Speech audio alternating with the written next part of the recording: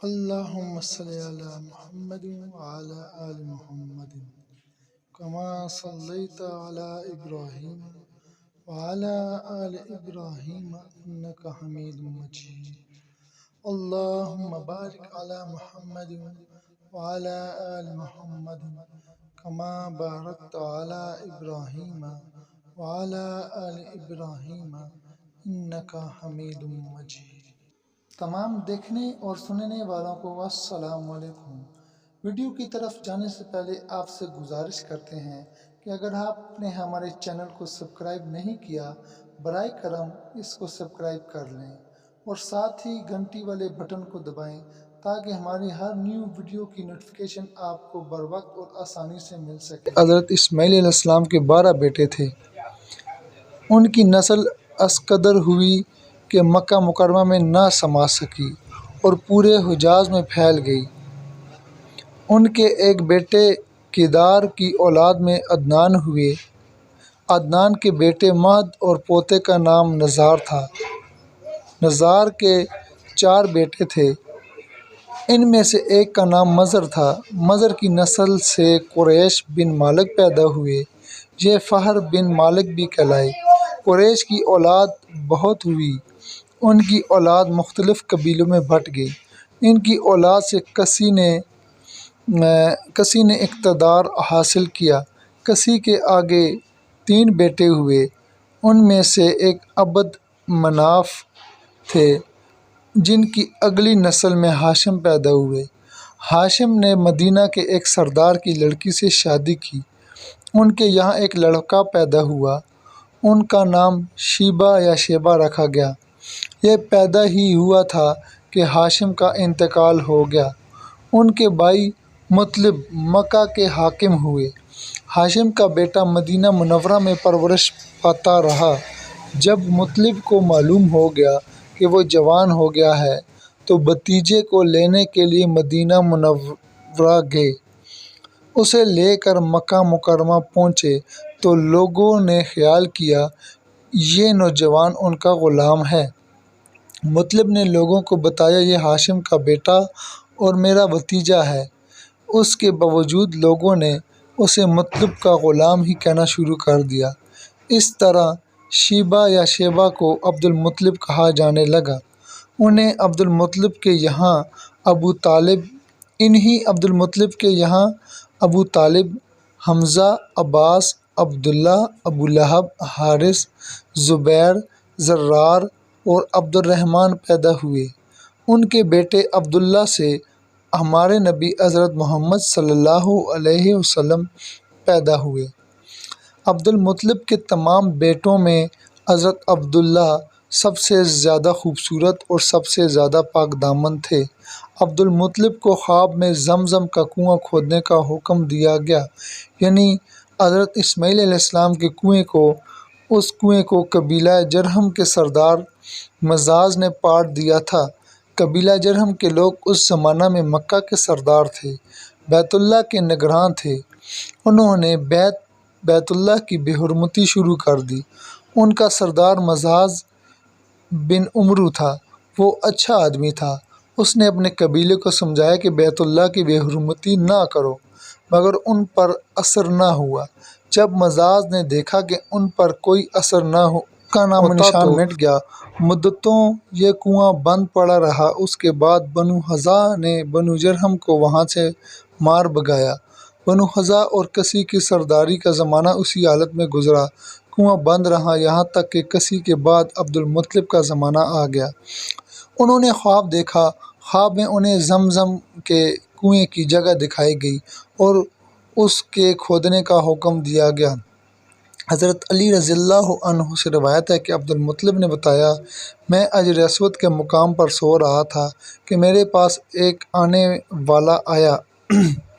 اس نے مجھ سے کہا طیبہ کو کھودو۔ میں نے اس سے پوچھا طیبہ کیا ہے، مگر وہ کچھ بتائے بغیر چلا گیا۔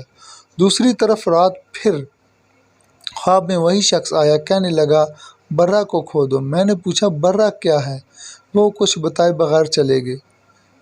تیسری رات میں نے اپنے بستر پر سو رہا تھا کہ پھر وہ شخص خواب میں آیا۔ اس نے کہا کہ مزونہ مظنونہ کو کھودو۔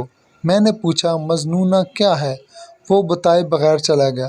اس سے اگلی رات میں پھر بستر پر سو رہا تھا، وہی شخص پھر آیا اور بولا زمزم کھودو۔ میں نے اس سے پوچھا زمزم کیا ہے؟ اس بار اس نے کہا زمزم وہ ہے جس کا پانی کبھی ختم نہیں ہوتا، جو حاجیوں کے بڑے بڑے مجموعوں کو سیراب کرتا ہے۔ عبد المطلب کہتے کہ میں نے اس سے پوچھا یہ کنواں کس جگہ ہے؟ اس نے بتایا جہاں گندگی اور خون پڑا ہے اور کوا ٹونگے مار رہا ہے۔ دوسرے دن عبد المطلب اپنے بیٹے حارث کے ساتھ گئے۔ اس وقت ان کے یہاں یہی ایک لڑکا تھا۔ انہوں نے دیکھا وہاں گندگی اور خون پڑا تھا اور ایک کنواں ٹونگے مار رہا تھا۔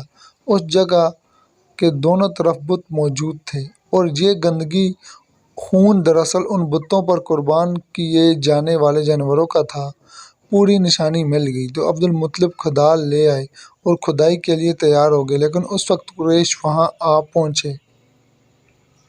انہوں نے کہا اللہ کی قسم ہم تمہیں یہاں کھدائی نہیں کرنے دیں گے، تمہیں ہمارے ان دونوں بتوں کے درمیان کنواں کھودنا چاہتے ہو جہاں ہم ان کے لیے قربانیاں کرتے ہیں۔ عبد المطلب نے ان کی بات سن کر اپنے بیٹے حارث سے کہا تم ان لوگوں کو میرے قریب نہ آنے دو، میں کھدائی کا کام کرتا رہوں گا، اس لیے کہ مجھے جس کا حکم دیا گیا ہے میں اس کو ضرور پورا کروں گا۔ قریش نے جب دیکھا کہ وہ باز آنے والے نہیں ہیں تو وہ رک گئے۔ آخر انہوں نے کھدائی شروع کر دی۔ جلد ہی کنویں کے آثار نظر آنے لگے۔ یہ دیکھ کر انہوں نے اللہ اکبر کا نعرہ لگایا اور پکار اٹھے یہ دیکھو یہ اسماعیل علیہ السلام کی تعمیر ہے۔ جب قریش نے یہ دیکھا کہ انہوں نے کنواں تلاش کر لیا تو ان کے پاس آ گئے اور کہنے لگے عبد المطلب اللہ کی قسم یہ ہمارے باپ اسماعیل علیہ السلام کا کنواں ہے، اس پر ہمارا بھی حق ہے، اس لیے ہم اس میں تمہارے شریک ہوں گے۔ یہ سن کر عبد المطلب نے کہا میں تمہیں اس میں شریک نہیں کر سکتا، یہ مجھ اکیلے کا کام ہے۔ اس پر قریش نے کہا تب پھر اس معاملے میں ہم تم سے جھگڑا کریں گے۔ عبد المطلب بولے کسی سے فیصلہ کروا لو۔ انہوں نے بنو سعد ابن حزیم کا کاہنہ سے فیصلہ کرانا منظور کیا۔ یہ کاہنہ ملک شام کے بالائی علاقے میں رہتی تھی۔ آخر عبد المطلب اور دوسرے قریش اس کی طرف روانہ ہوئے۔